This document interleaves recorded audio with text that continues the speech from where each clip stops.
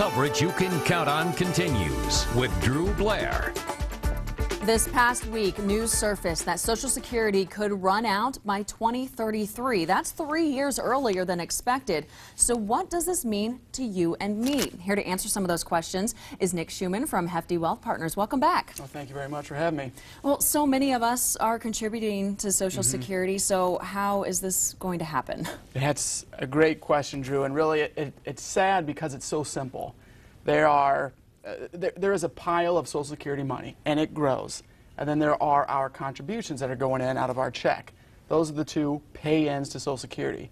Simply put, the payouts are higher. So it is dwindling. It is going down. Whenever your payouts are higher than your pay-ins, you are going to lose, or it's going to go down. And that's it. The problem is very simple.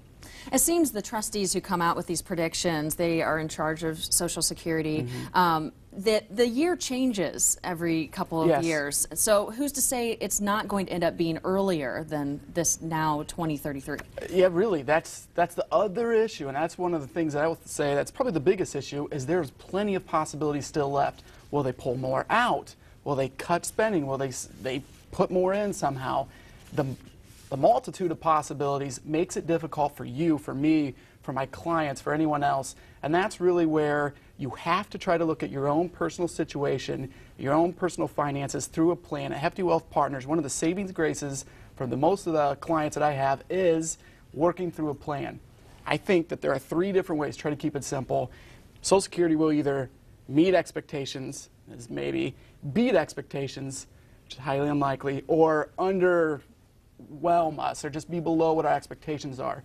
So what you can do is you can run your current numbers on any three of those routes, and you know what to plan for. It's like a stress test for your own personal finances.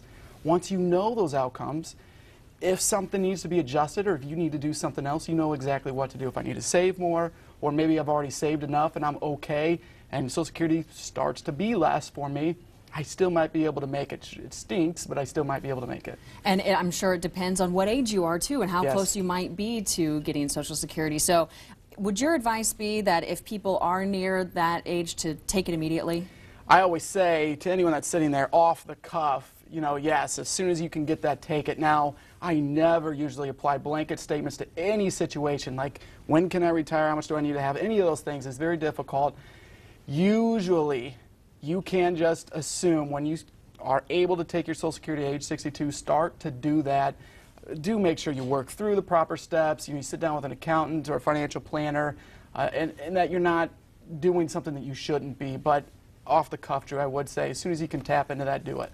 Okay, sounds good, Nick. Thank you. Your advice is always nice. Whether you want to plan for the worst, it sounds like you at least need to plan somehow. That's always the thing that I always say when I'm in here. All right, thank you, Nick. You're welcome.